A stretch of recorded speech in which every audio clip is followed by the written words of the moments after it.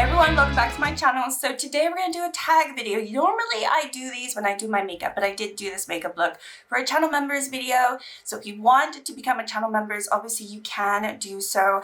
I have some lovely ladies following me and supporting me, and it's just a great way to support the channel and get more additional content. And also I do live get ready with me's, but obviously not everyone can attend because we all have different time zones. But anyway, I am doing another makeup tag video because I do enjoy doing these, and I do have a playlist, so I will add this to the playlist. But I saw Betty Bean do this, or Batty Bean do this not too long ago. I will also have another tag video that I need to do, but I'm doing this one first. It's called the Makeup Memories tag video, and there are a few questions just to talk about, you know, a few memories and like my thoughts on makeup over time and different eras and everything like that. So it's like a little chit chat video, and yeah, let's get into it. So the first one is, what is my oldest makeup item in my collection right now? I knew straight away it was gonna be a lip product because they are like, lip products are definitely the items that I started collecting without even trying to collect. Without having a channel, I just had so many lip products throughout my 20s, and it's just like became an obsession. Like I have this, like it's for fun looks. Like I like to wear bold lips, and I also like to wear nude lips or nothing on my lips. Like it either goes one way or the other. I'm not somebody that has to wear something on my lips every single day. Sometimes I really hate the feeling of it. But having said that, lip products has definitely been the one that I've collected over the years, and the oldest ones that I think I have are probably these three, but I don't know which is the oldest out of these three. So this one, I think probably not actually, maybe these two probably, I think maybe this one, this Rimmel London, I have no idea. I have managed to get rid of quite a lot of lip products over the years, but for some reason these ones have stayed. I mean, it's not for some reason, I do enjoy these ones. So I think probably my oldest is this Rimmel London one. This is the shade Candy, and it's part of their lasting finish lipstick, and it's this. So you can see my age right now. Like no one is going to be buying lipstick this color. This is icy pink. This is just a crazy color, and I had so many lipsticks that were this color, but this one has stayed in my collection. There's nothing wrong with it. It actually smells divine still. I think what they, you know, these type of companies, they put chemicals in these lipsticks that they just make you, they last forever, right? So anyway, I think this is my oldest one, but a few contenders could potentially be this number 7. This is the Moisture Drench Rose Mist, and again, it's a really kind of a bold one, this one. This could be one of my oldest. I think this was decluttered to me from my mother, so I don't remember buying this, so that's why I'm like, it could be the oldest because I don't know how long she had it before I ended up getting it. Similarly with this one, this was also given to me by my mother. This is the Clarins Jolly Rouge in the shade Papaya. Yeah. We like a bold lip in this house. We do. I actually had 2 of these, the exact same shades. This is the more updated one. She gave me 2 of them. One of them was slightly older, so the older one would have probably been the oldest one had I kept it in my collection. I didn't need 2 lipsticks the same. At one point I was trying to project pan. I was like, I can't project pan an orange lipstick. It's just not gonna happen. And then I know these 2 I got in Florida, so I don't know if these are actually older than those. I don't know or remember that when I got the Rimmel London. And I lived in Florida in my early 20s all the way up until past my mid 20s. So I lived there for 6 years, and so it was a long time ago. It was a long time ago, and I know I got these in Florida. So this is BD Trade Secrets. I don't think this exists anymore. So this is obviously a bright, beautiful red, and I've had it for so long because it is my favorite red in my collection. And for like a lipstick, it's I love this shade so much. I should have worn it today. just been a little bit more vibrant. But no, I've kept this because I can't get rid of a good red shade. I think it's quite difficult to find a good red shade. There's always some reds that come out that lean more pink. And that one is just, for me, a pure blue red. Like, it's just so beautiful. And if I'm going to wear a red, I like that one. And then I know I got this one in a beauty subscription box.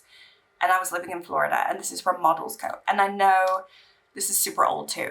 This is more of a normal shade. It's a mauvey shade. It's more of a normal one. They all look kind of funky, but it's just kind of a mixing number of other shades. They're absolutely fine. I would get rid of them if they were not fine. So I think these are definitely my oldest makeup items in my collection. Aside from those, probably maybe some eyeliners would be just as old as that. When it comes to foundations, concealers, I think I've been able to like finish those pretty well. I've decluttered a lot of my old blushes, or I actually ended up panning some of my really old blushes or bronzers. So I think when it comes to the makeup that I currently have and I put on my face every day, they're not quite as old as these. I do have old makeup in my collection that just takes years to finish. I'm not saying I don't, but I think these are by far the oldest makeup items that I have. Is that disgusting? I don't care. I don't care. I don't care. Okay, my very first makeup item that I purchased. So, who knows? I have no idea. I had bad skin when I was a teenager, and so I would wear foundation to school, and my mom let me do that, and it was fine. I mean, I feel like back in the day, that's when all of us girls were experimenting with makeup. It wasn't like crazy makeup. I just was trying to cover my spots and live with my skin, you know? So I think I started doing that when I was 14. And I know that sounds pretty young, and it does, but it's just something that happened. And it's not like I wore eyeshadow or lip products during that time, or blush or anything like that. It was just pure foundation, not even concealer, just like foundation. I wanted to just cover and mask my skin. So the one that I remember using, it wouldn't have been my first one, because I ended up just using this one because it's something that my mom would buy for me, because it's very pricey. So I don't think I technically bought it, but I remember I bought it eventually at some point to replace one of them. And I don't even know if they still create this product. It was basically a foundation powder, because what I would do is I would plaster foundation on my face, and then I'd go over it with foundation powder. Like I was that type. I caked on the makeup during those years at school. I just did. I did. No wonder the boys didn't like me. So it was the one that I remember. I don't remember what the liquid foundation was that I would use. It was probably some L'Oreal, like from a drugstore, or Maybelline or whatever. I really couldn't tell you, or Revlon or whatever. But because I was living in France at the time when I was 14, so I don't remember what we would have bought. But my mom got me the Clinique Compact, like, I'll try to put a picture if I can find the exact one, but it was a foundation powder, and I went through those, and that's when my panning journey really began, because I feel like I finished like five of those over the years, maybe even more, because we just kept buying them over and over. I used it all the time, and that is the one that sticks in my memory of what I would wear all the time. Now, obviously, I did wear mascara during that time. Maybe mascara was technically the first item that I bought, but I couldn't tell you. Like, in terms of like an actual memory, for the purpose of this video, it's like what you remember. That is the one that I remember truly. And it really takes me back. And just trust me, like when I was 14, it would have been in 2003. Okay? Yeah, 2003, 2004, I would have been about 14 years old. Okay? I'm that old. So, I mean, that's not old, but, you know, I don't know. Compared to some people on here, you know, that's pretty old. Like, you know, someone's called, oh my gosh, I couldn't believe it. The other, like, I'm going on a tangent, but the other day, I read a comment of some young person, I sound like such an old person, and they were like, oh yeah, a 38-year-old woman is like a geriatric person. And I was like, what? Because I'm 36, and I was like, what?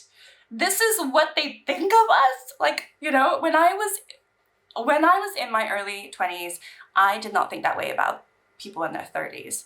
What has happened? I used to think people in their 30s were young, and I still do. And apparently not. So anyway, I'm going on tangent, whatever. So the Clinique Compact, I believe, was the first one to my knowledge of the one that I truly really remember, and I have memories for it. But it was so expensive, it was crazy. Anyway, so my fave makeup eras is the next prompt. We're only on the third prompt, I'm talking too much. Okay, so fave makeup eras. I don't even care about the makeup eras. I know everyone's calling about, oh, you know, like, especially because it's been 10 years, everyone's been talking about the 2016 makeup and, you know, how it's coming back and all this stuff. But I was never into the 2016 makeup, in that I wasn't following what anyone else was doing. I was just doing what I wanted to do. You know what I mean? And I've always been that way. And of course you get influenced and inspired by the people that you watch, but I was never into the 2016 makeup. I never did makeup like that back in 10 years ago. I barely wore any eyeshadow. I wore eyeshadow more in my teens, and then in my 20s, I basically just wore mascara. I was more of the clean girl at that point. I wore mascara, bold lip, and foundation and whatever else, and maybe some blush. That's why I don't really have any pictures of the makeup that I used to do back then, because I didn't wear bold eyeshadow. I just didn't. And then I started to again. Like, I did it in my teenage years. I stopped, and then I started again after I had my son. Or no, actually before then too. I would do a little bit of maybe liner, or a little bit of, I always would put a little bit of silver in my inner corner because my partner always loved that. So I was like, I'll do it for him, whatever, blah, blah, blah. So corny. But I feel like now, I think now is my favorite era, because I'm doing what I want to do. I'm doing what makes me happy. I'm playing with makeup. I'm not trying to copy anyone. I'm not trying to chase any trends. Obviously, I've done silly little trends of like, what's the summer trends? Blah, blah. I did that last year for a couple of seasons. But it's not like I'm like chasing what's going viral, what I should be doing. I see what other people do. I'm like, okay, that looks pretty, and maybe on them, but I'm just gonna do what I prefer on my face. And I think in this era right now, I'm enjoying. I think makeup is really good right now. I think that I have plenty of makeup to play with, and plenty of like different colorful makeup that I can play with, or just I can just do a neutral. Ooh, I just hit my lip.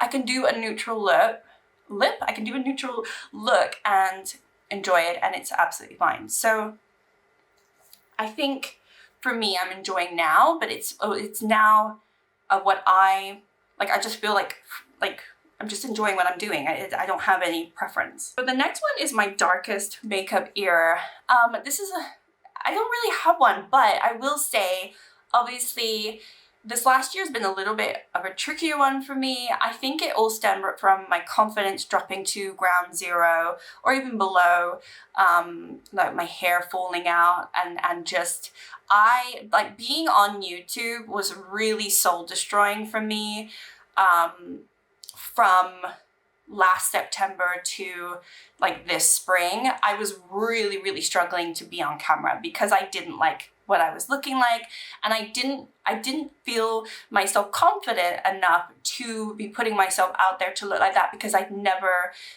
felt so low about myself in my whole entire life in terms of how I was looking. And I was putting myself on camera, and I was continuing my channel because I was like, I don't want this whole thing to fall apart.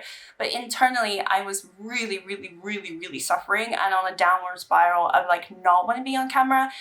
And then, i.e., not really wanting to wear makeup. It wasn't really lifting my spirits all that much, because it wasn't changing the fact that I just hated how I was looking. So it's only like when like my hair got to a point where I can finally like pull it back from it. Like I had like a mullet. I literally had a mullet of the way that my hair was growing out, and the only way to would have been to cut it more and to fix that, and I didn't want to continue cutting my hair. My hair is so much better now. It's grown, it's growing, it's thicker. I feel so much better and more comfortable to be on camera, obviously, quite obviously, you know. But it really was like, I think if I hadn't had my YouTube channel, it wouldn't have been such a dark era in terms of like makeup and stuff. I just would have like hid from the world and would have been fine, because I was coming on here and doing a video for you guys and still trying to be as myself as I could be, but also internally just cringing at the videos that I was like looking at. Like I hated it. And I know it's so superficial, I know, but you can't help what's human about you, and insecurities are a very human thing to deal with. So, you know, and I don't go to therapy, so I just had to like internalize that and deal with that myself and actually just let time pass. And it has passed. So I would say that the last almost year, because it was really September when like, it was last summer where my hair like fell out completely, and I don't want to get into it. I could do a whole video about like why and the reasons why, because I do have reasons why, but it's my fault and other people's fault, but it's no point. But yeah, it's just, that was my darkest makeup years, because I didn't want to be showing up, and I wasn't into makeup, and I've said this multiple times. I was just not feeling it. I wasn't feeling it. I didn't want to do it. So anyway, I'm in a better place now. So that's what I'm gonna say. Okay, so the best makeup memory that I have. I'm not somebody that really, I don't know, this was a tricky one, because like, do people really have the best makeup memories? I would say for me, just like when my mom did my makeup, I don't know. Like I don't know. I don't know what would be the best makeup memory for me. Because I started wearing makeup to cover my skin. Then I would just wear makeup just because it was just like it was my shield to the world. And it really was the last 6-7 years, that I tried, though, and I didn't try, but I just like let myself just be more free with makeup and just experiment more and just find the joys of it a little bit better. But I think, yeah, I guess my best memory, my mother did my makeup last year, or was the year before, you know, and it was sweet. We didn't like, you know, we just did each other's makeup, and it was nice. And it was nice to see what she would do, and she did the bare minimum. She's like, you do not need a lot of makeup. And I think coming from your mother, it's such a soft and nice place to be, you know. I'm her daughter. She sees the beauty in me regardless if I look crap or not, you know. And that's a nice memory to have, where mom's like, you really don't need to put this on your face. And that's always a nice memory. So I would say that's my best memory, if I'm gonna think, because I don't really have any other memories to think of. And then my worst makeup memory, the only one I could really think of was, this was again back when I was in Florida, and I did wear a lot of foundation, and I lived about an hour, depending on traffic, maybe more away from my job. So I would always get stuck in traffic on the way down, because we lived in Boca Raton and I worked in Fort Lauderdale, and it's really not that far. But when I get stuck in the rush hour traffic, it would take me sometimes well over an hour to get to my job.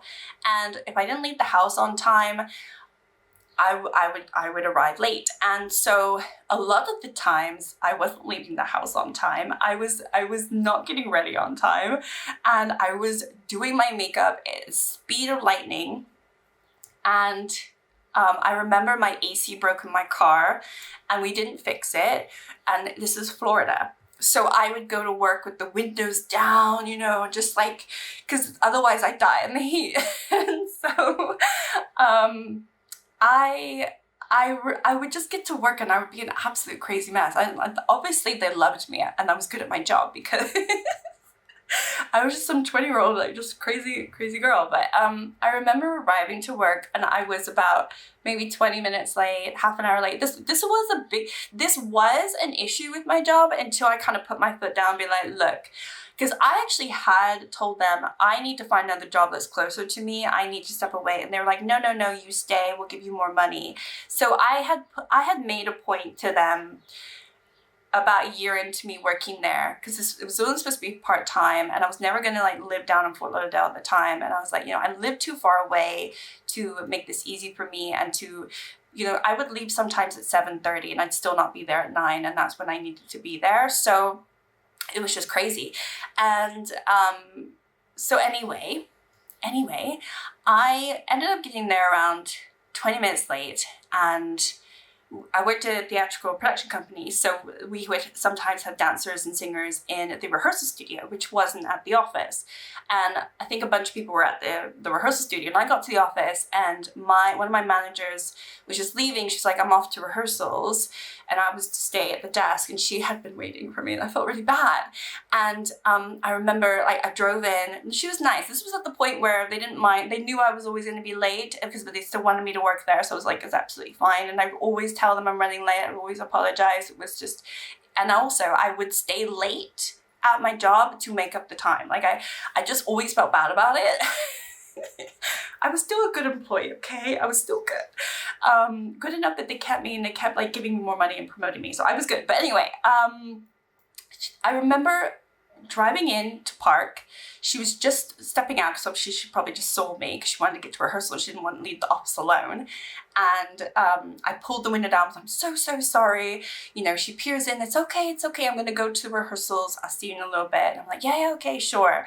And when I went into the office and I looked at my face, oh my goodness, my makeup was horrendous. I hadn't blended it properly. It was so super thick. So I just felt the shame. I felt like, because she never would say anything. I'm not going to say her name. Well, I'm not going to say her name. But we always had like, I think we grew to have a really good relationship. She was very, very scary. She was very, very scary. But we grew to have a really good relationship. And I feel like we had a mutual respect and love for each other, like over the years. I worked there for 6 years, so I would hope so. And I really ended up like really loving her as a manager and as a person, but she still was like somebody that I would be worried about because you don't want to upset her. So I just felt so awful because I literally looked terrible. So I was like, ooh, I was rubbing my face, I was like fixing it up.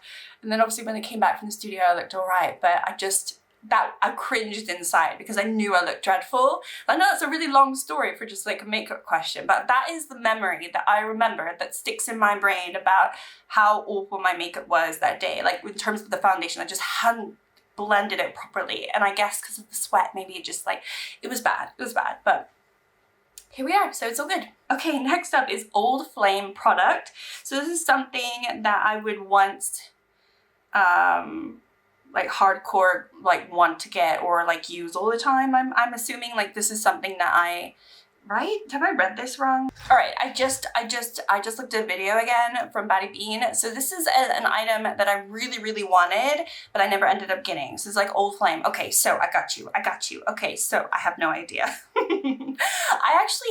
I do have an answer for this, but I've ended up getting the palette. So I did a video, I think it was last year. Where I did, you know, all the things that got away, like the makeup items that got away. And the Pastel Garden from Belle Beauty Bar was always a palette that I felt like I just missed out on. And it was so beautiful. And they did bring it back, and I do have it. I've done a video with this with my channel members. I will come and do a video with you guys very, very, very, very soon. And obviously I will do like a little bit of I'm gonna have to do 3 or 4 looks with this, right? It's just beautiful. It's beautiful. So I do have this palette now, but this is a palette that I felt like I missed out on, and I didn't, because I got it, and now I got like so many shades I need to use. So I don't regret buying this though, because I'm very, very impressed with the formula. But it's definitely, it was like an old flame, like something I feel like I wasn't ever gonna get, and then I was convinced to buy it. I was. So I have it now. So it's no, I don't feel like I have anything else that I kind of really, really, really wanted. I mean, I did really want the Glaminatrix Nearly Natural, the original one, and then they've just teased on their Instagram that they're gonna try to release it. And I feel a little duped because, or duped or whatever it is, because I got the re-release of the like the new Nearly Natural palette from them, thinking that it would be the same as the original that I missed out on, and it's not. It's just not the same at all. It's like a completely different palette.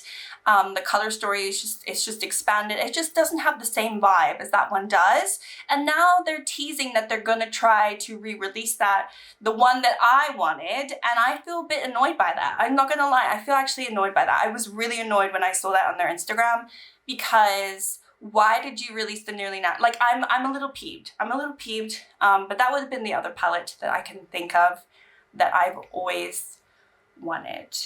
Okay, and then the last one is, if you go back in time, what would you tell your younger self about makeup? So, I really don't know. I mean, it's not that deep. It's really not that deep. I don't really have anything that is groundbreaking to tell my younger self. Growing up, I never felt like I had to minimize my creativity or minimize the makeup that I was wearing. I was never told off for wearing makeup. I was never felt like, I never felt that I was not allowed to do what I wanted with makeup by my parents, by my teachers. I never had that feeling. I never had that feeling at work. Honestly, at work, they encouraged makeup because we had beautiful dancers, singers with the bold lips and stuff. And honestly, my managers and my boss loved that. Like, they didn't, like, I've never been in a place where it would be frowned upon to be creative with makeup. So it's not like I'd be like, oh, you go girl, you wear what you want to wear, you know, to my younger self, because I think maybe I would tell my younger self less is more when it comes to like foundation. You know, people are still gonna see what's underneath the foundation, girl. Maybe you don't need to cover your skin so much, and it will pass. And I would just say, keep doing what you're doing and just enjoy it. Be as creative as you want, or be as boring as you want. Who cares? It's your face. And if somebody has something bad to say about it, screw them. But I've never been in a situation where that happened. So, but you know, that's the only thing I could and would say, because I would just be like, do what you did. You didn't do anything bad, and you didn't hold yourself back. When you didn't want to wear certain types of makeup, you didn't. So it doesn't matter. So that's what I would tell my younger self. But anyway, I thought this was a really fun video, and it was nice to sit down and just talk nothing but makeup. So hopefully you enjoyed my stories and you enjoyed the video. Thank you so much for watching. And if you haven't subscribed or liked or whatever, please go do that. I would love that. That would mean the world. But otherwise, thank you for being here, and I will see you all in my next video very soon. Bye.